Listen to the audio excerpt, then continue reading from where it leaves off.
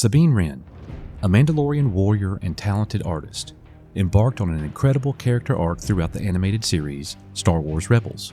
However, her journey did not end there. In the spin-off series Ahsoka, Sabine's character arc takes on new dimensions as she reunites with Ahsoka Tano and joins her in the search for the missing Jedi, Ezra Bridger. This new series delves deeper into Sabine's personal growth and transformation, exploring her role as a leader, her struggle with her Mandalorian heritage, and her quest for redemption. Through her experiences in Ahsoka, Sabine's character arc undergoes significant changes, showcasing her resilience, determination, and the evolution of her relationship with Ahsoka. But it also shows a high degree of poor decision-making. What is happening with Sabine, and more importantly, what do you think about it? Let's get into it. Echo 3 to Echo 7. On nobody. 3-8. Echo Station 3PA. Ahsoka Episode 6 confirmed that Star Wars considers Sabine Wren a Jedi. I can't tell you how many times in the comments I have read that Sabine is not a Jedi. And now we know. Star Wars let us all know in that episode. Even though she does not have the power to call on the Force, she's a Jedi. Introduced in Star Wars Rebels, Sabine Wren is one of the most popular Mandalorian characters in Star Wars. The Ahsoka Disney Plus TV show has taken Sabine in an unexpected direction, with Natasha Liu Bordizzo's live-action version of Sabine training as a Jedi. And while she trains as a Jedi without the Force, Hu Yang notes that she has less aptitude for the Force than any Padawan he has ever seen the Jedi Order train. Ahsoka insists that anyone can wield the Force since it lives within everyone and everything. But Sabine's inability to call upon the Force has left her struggling with doubt. But it's not just her struggle with the Force that is the problem. Sabine has made a terrible decision. Her selfish desire to see her friend Ezra Bridger has put the entire galaxy as we know it in jeopardy. She did this knowing that she was putting the galaxy in jeopardy.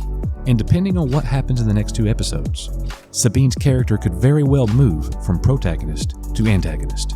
Dork Side of the Force has a very interesting take on Sabine, and here is what they say. Full disclosure, this is not my take.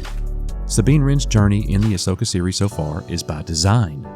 For Star Wars fans who have seen Star Wars Rebels, it perhaps feels a little bit like the character has regressed, but her arc may actually be one of the most realistic and relatable in recent Star Wars history.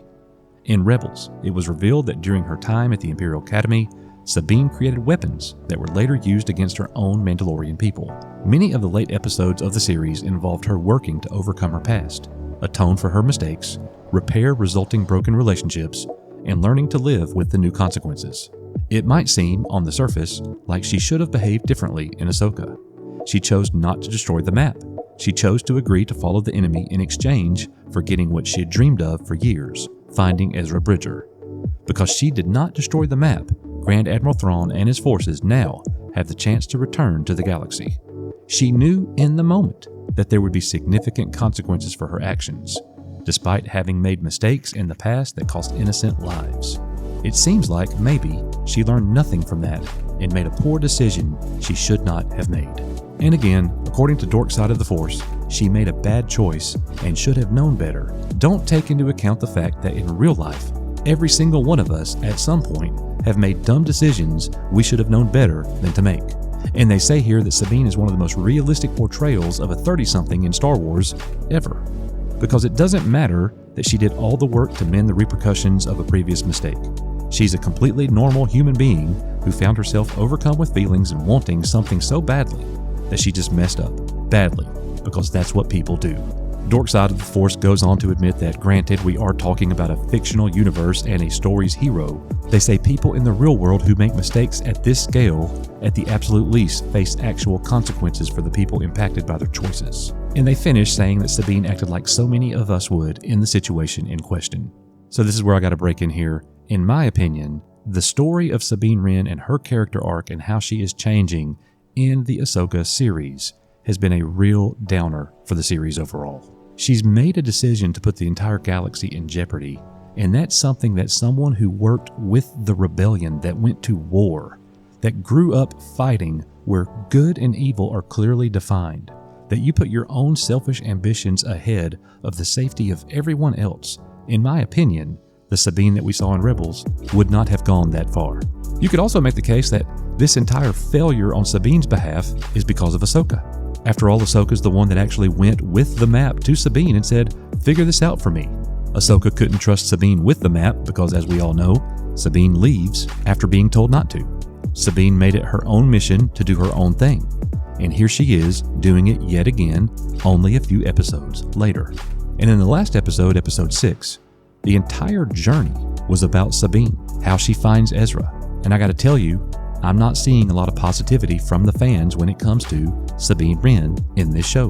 But I certainly can't blame the actress Natasha Liu Bordizzo. She's doing just fine. It is kind of comical when you look at Sabine and you see her like in the prison cell with Baylan Skoll, and she's like perfectly wearing her makeup and everything. Like, she looks so prim and proper, it's kind of laughable. But the overall problem that I have with Sabine's character arc and what is happening right now currently in Ahsoka is with the writing. Writing is crucial when developing a story, as it serves as the foundation upon which the entire narrative is built. It is through writing that ideas and concepts are transferred into a tangible form, allowing a storyteller to effectively communicate their vision to the audience. Good writing not only engages the reader or viewer, but also conveys emotions, establishes characters, and brings the story world to life. Good writing helps establish the plot, the pacing, the overall structure, ensuring that the story is coherent and compelling.